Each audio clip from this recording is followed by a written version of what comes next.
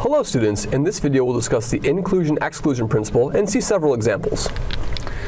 So if we're given two sets, A and B, with A and B subsets of some larger set X, then we let hashtag A, so call this number of A, be the number of elements in A.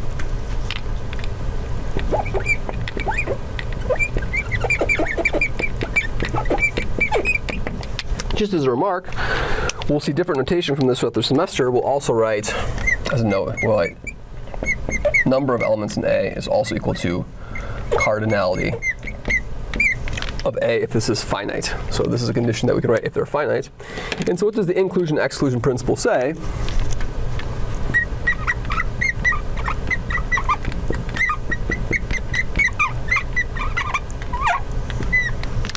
It says that the number of elements in A or B is the number of elements in A plus the number of elements in B minus the elements that we counted twice. So minus the number of elements in A and B.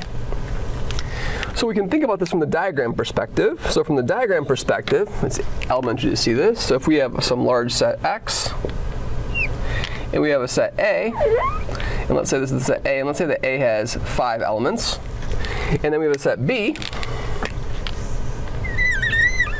and this set B has 6 elements in total, and let's say in between them there's some overlap, right? So maybe part of this 5 comes from 1 in here, part of the 6 goes to 2 in there. So the question becomes is how many elements are in that overlap? So if we draw sort of a more concrete drawing like this, we could say here's our setup now. And let's say we have the same sort of figure, A and B. So here's B. But now I'm going to say that the elements in B, so just in B, this element over here, I'll say that now of the 6, there's really 4 of those elements over there. So in this region over here, there's going to be 4 elements.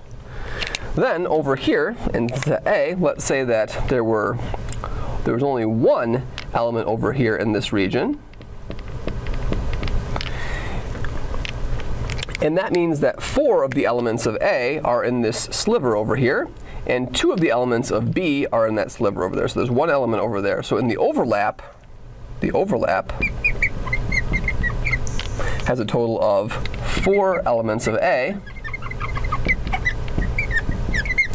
and has a total of 2 elements of B.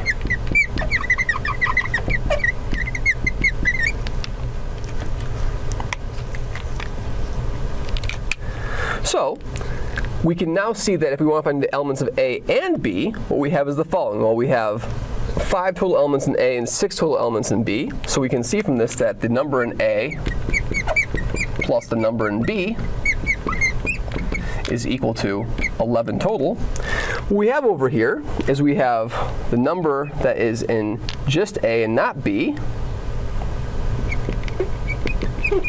is equal to 1. The number in just B is equal to 4. And over here we have a 4 and a 2, so that's a total of 6. So we have a total of 5 elements that are just in A and just in B, and we have a total of 6 elements that are in the overlap. So over here we have a total of 11 elements. We can keep track of the elements that way. So now let's see an example of this.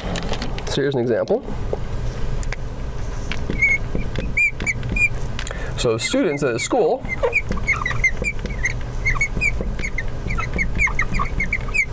take probability, statistics, or both. There are 55 students.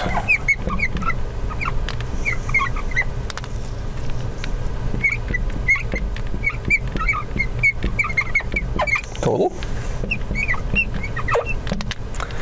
33 of these 55 take probability.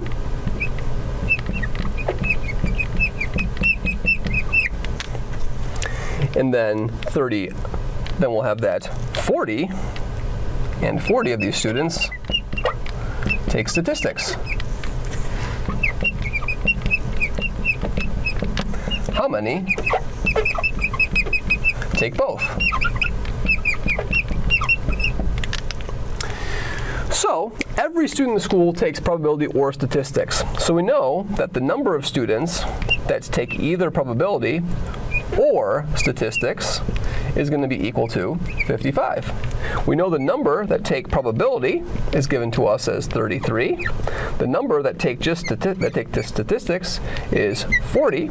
So by our inclusion-exclusion principle, I know that 55 has to be equal to 40 plus 33, and then minus the overlap. So minus the number that take probability and statistics. So minus the number that take probability and statistics. So over here, we have a total of 73. And so that if I rearrange this, I have the number that take probability and statistics is equal to 73 minus 55, and so that is 18. So there are 18 students at the school that take both probability and statistics. So we'll use this formula over and over and over again in a variety of different contexts, in particular when we're working with probabilities. So it's important to have a good sense of how this works in terms of decomposition of a number of elements in one set to a number of elements in the individual sets minus the number of elements in the overlap of those two sets. There's a couple special cases of this which you should make note of. One note is that if A intersection B is the empty set, there's no elements of A intersect B, then the number in A or B is the number in A plus the number in B, and this last term would drop out because there's no elements in the set A intersect B. So this special case is oftentimes very important. So we say when A and B are pairwise disjoint or mutually exclusive, then we know the number in A or B is the number in A plus the number in B. However, when there's overlap of these two sets, you have to subtract off the terms or the elements that you counted twice. Thank you very much.